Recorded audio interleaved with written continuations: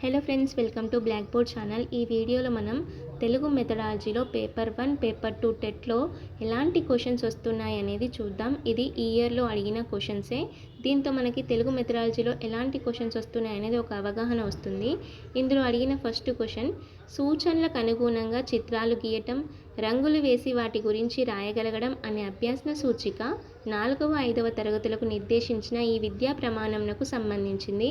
పిల్లలకు మనం ఏదైనా సూచనలు ఇస్తే దాని ఆధారంగా వాళ్ళు బొమ్మలు గీసి వాటికి రంగులు వేసి ఆ బొమ్మల గురించి రాయగలగడం అనేది వాళ్ళ యొక్క క్రియేటివిటీని తెలియజేస్తుంది.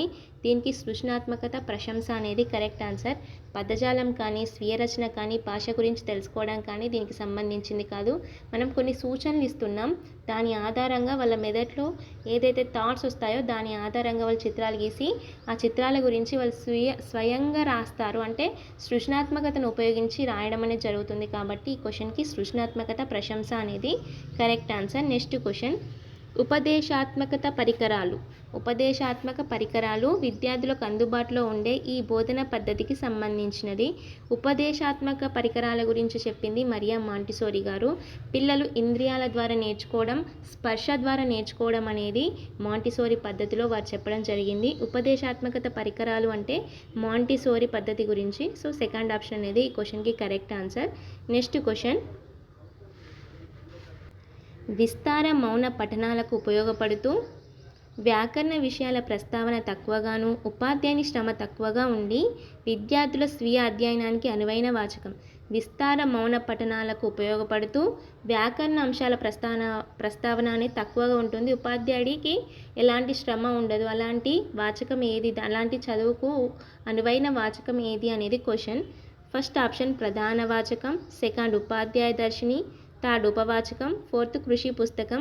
ఉపాధ్యాయుని అవసరం లేకుండా పిల్లలు స్వతహాగా చదువుకోగలిగే పఠనం ఏదైనా ఉంది అంటే అది ఉపవాచక పఠనమే. అందులో సరళంగా ఉంటూ విస్తార పఠనానికి అనువుగా ఉంటుంది ఉపవాచకం. కాబట్టి అందులో వ్యాకరణ అంశాలు కూడా తక్కువగా ఉంటాయి. ఉపవాచకం అనేది థర్డ్ ఆప్షన్ అనేది కరెక్ట్ ఆన్సర్. నెక్స్ట్ క్వశ్చన్, పోలికలు, తేడాలు గుర్తించడానికి వివేచన కార్యాచరణ సంబంధం, శాస్త్రీయ హేతుబద్ధ నిర్ణయం ఇమిడి ఉండి అవగాహనతో ఒక సమూహంలో సంబంధం లేని అంశాన్ని వేరు చేయడానికి ఉపయోగపడే ప్రశ్నార్థకం. పోలికలు, తేడాలు గుర్తించడం మన వివేచన అనేది ఉపయోగిస్తూ శాస్త్రీయ హేతుబద్ధ నిర్ణయం తీసుకోవడంలో ఉపయోగపడే, మనం ఎలాంటి క్వశ్చన్స్ని మనం హేతుబద్ధంగా ఆలోచిస్తాం, పోలికలు తేడాలు గుర్తిస్తామంటే వర్గీకరణ ప్రశ్నలు వర్గీకరించడం.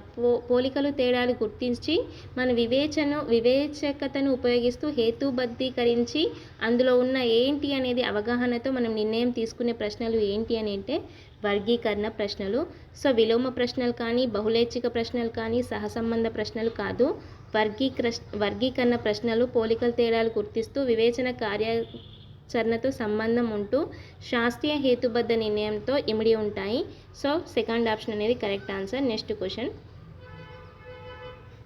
విద్యార్థి సాధించాల్సిన విద్యా లక్ష్యాలు నెరవేరడానికి పాఠశాల నిర్వహించే కార్యకలాపాల సమూహమే విద్యా ప్రణాళిక అనే అభిప్రాయం వెలిబుచ్చిన వారు.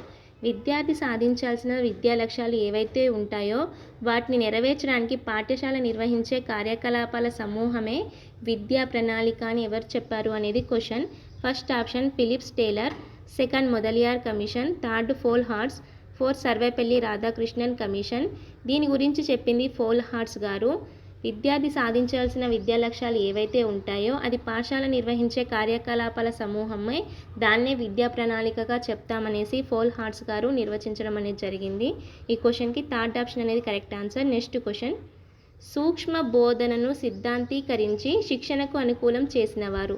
సూక్ష్మ బోధన ఏదైతే ఉంటుందో దాన్ని సిద్ధాంతీకరించి శిక్షణకు అనుకూలం చేసిన వారు ఎవరు అనేది క్వశ్చన్.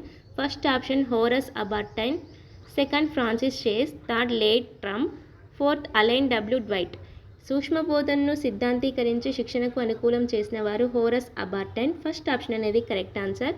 నెక్స్ట్ క్వశ్చన్, పఠనం శ్రవణం ద్వారా జ్ఞాన సముపార్జనకు తోడ్పడే జ్ఞానేంద్రం.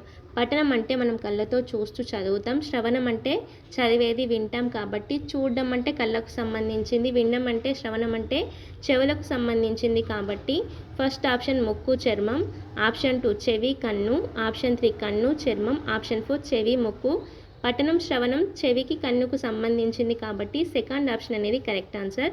నెక్స్ట్ క్వశ్చన్, నిరంతర సమగ్ర మూల్యాంకనాన్ని ప్రతిపాదించిన సంస్థ. నిరంతర సమగ్ర మూల్యాంకనం సిసిని ఎవరు ప్రతిపాదించారు, ఏ సంస్థ ప్రతిపాదించింది అని అడిగారు. First option regional institute of education, option 2 జాతీయ విద్యా పరిశోధన సంస్థ, ఆప్షన్ 3 కేంద్ర మాధ్యమిక విద్యా సంస్థ, ఆప్షన్ 4 రాష్ట్ర విద్యా పరిశోధన శిక్షణ సంస్థ. నిరంతర సమగ్ర మూల్యాంకనాన్ని ప్రతిపాదించిన సంస్థ కేంద్ర మాధ్యమిక విద్యా సంస్థ. ఇది మన సెంట్రల్కి సంబంధించింది, సిబిఎస్ఈ. సో దీనికి కరెక్ట్ ఆన్సర్ థర్డ్ ఆప్షన్. ఇలా మనకి తెలుగు మెథడాలజీ నుండి పేపర్ 1 పేపర్ 2లో క్వశ్చన్స్ అడిగారు. మనకు టెట్లో మెథడాలజీ నుండి 4 క్వశ్చన్సే వస్తాయి. ఇందులో 4 క్వశ్చన్సే వస్తాయి. అవి పేపర్ 1 పేపర్ 2లో కూడా 4 క్వశ్చన్సే మెథడాలజీ నుండి వస్తాయి. వాటి గురించి అవగాహన అనేది వచ్చింది అనుకుంటున్నా. ఇవి ప్రీవియస్ ఇయర్ కాదు, ఈ ఇయర్లోనే అడిగిన క్వశ్చన్స్, పేపర్ 1 పేపర్ 2లో అడిగిన క్వశ్చన్స్. ఐ హోప్ మీ అందరికి అర్థమైంది అనుకుంటున్నా. మీకు ఎలాంటి వీడియోస్ కావాలి, ఎలాంటి అంటే దేని మీద సబ్జెక్ట్, దేని మీద వీడియోస్ కావాలనేది కామెంట్ చేయండి. ఎవరికైతే యూజ్ అవుతుందో వాళ్ళకి ఈ వీడియో షేర్ చేయండి. Thank you friends, thank you for watching this video.